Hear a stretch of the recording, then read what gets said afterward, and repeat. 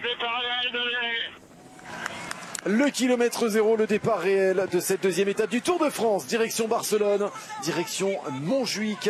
Nous vous avons tout présenté, donné tous les détails, toutes les explications concernant le final de cette deuxième étape du Tour de France avec cette célèbre ascension de Montjuic. Sitôt le départ réel donné, vous le voyez, 168 km 500 à parcourir et déjà un Français à l'avant. C'est Baptiste Weistrofer qui n'avait pas caché ses envies d'échapper aujourd'hui. Chute dans le peloton, attention. Chute dans le peloton. Devant. Grosse chute au sein du peloton avec Callan O'Brien qui a été pris dans cette chute. On a un coureur de la Picnic Postenel là qui reste au sol. La forme, c'est Sylvain Dillier qui est là pour la formation Alpecin Premier Tech. Dorian Go dans le 185. Ouais. Astana. Allez, les trois hommes. Ah, ils vont se le faire le sprint. Ils vont se disputer ce sprint intermédiaire. Frank Van Den Broek en première position qui lance le sprint. Félix Engelhardt qui réagit, le champion d'Allemagne.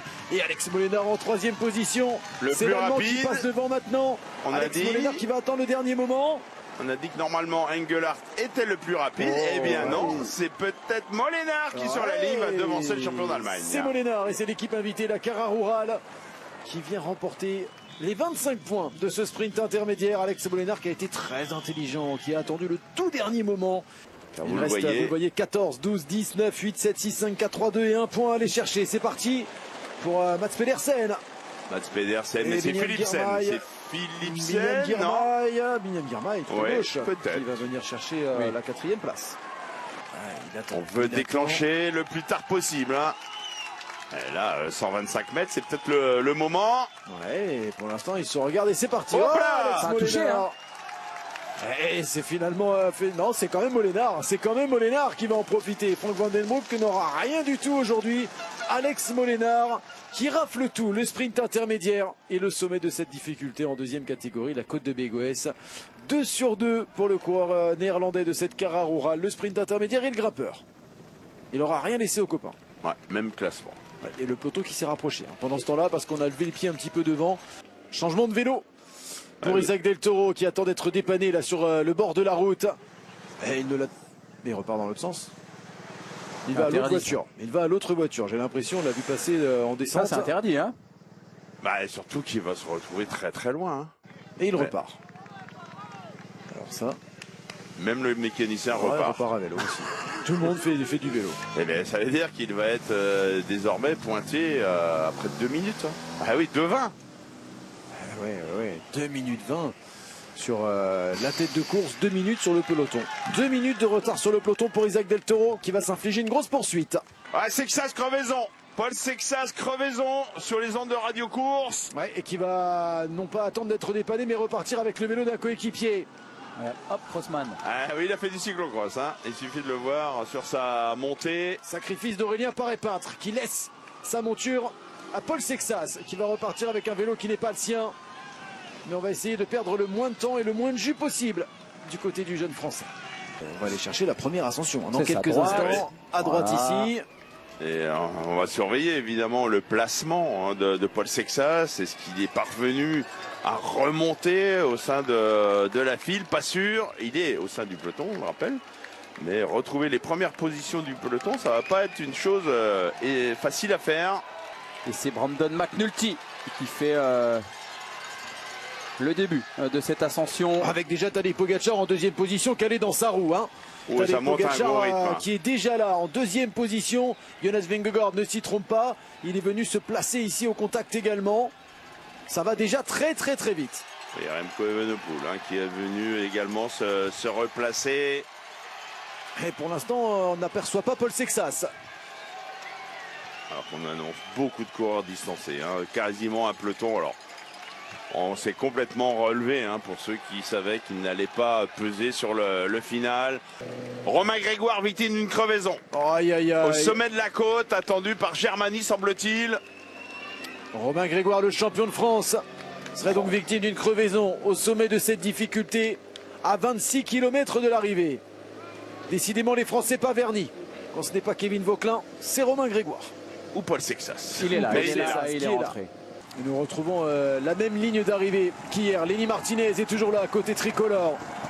Matteo Jorgensen pour encadrer Jonas Vingegaard, le duo Red Bull bronze, Remco Evenepoel et Florian Lipovic, présent également à ce passage sur la ligne. Romain Grégoire, maillot bleu, blanc, rouge sur les épaules, est bien présent. Et on a toujours du monde pour Tadej Pogacar. Je crois qu'il y a Adam Yates qui est là, qui va passer. Ouais. Il est là, Adam Yates. Tom Pidcock, bien présent également. Lenny Martinez, je le disais. Ouais, du côté de Romain Grégoire, dommage de se dire qu'on pourrait peut-être faire arrêter la voiture et lui passer un vélo, mais il faut que la voiture soit sur la galerie. Les deux coureurs distancés, Marc Hirschi. Kevin Vauquelin est également distancé. Il est juste quelques mètres derrière le peloton. Le voici à l'image. On dit souvent qu'on ne peut pas tricher sur le Tour de France. Chacun est à sa place. On en a l'illustration aujourd'hui. Il reste une trentaine de coureurs seulement.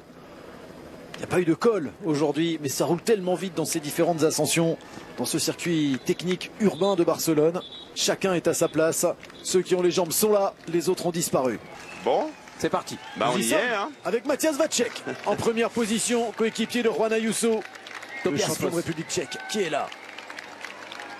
Regardez, en troisième position, c'est déjà Paul Sexas. Non, c'est Benoît. C'est Benoît. Paul Sexas, il remonte juste là. Ouais. Il va venir se caler dans la roue de Benoît. Ce sont les équipiers qui vont faire le pied avec Tish Benoît qui accélère devant Jorgensen et Foss. Ouf.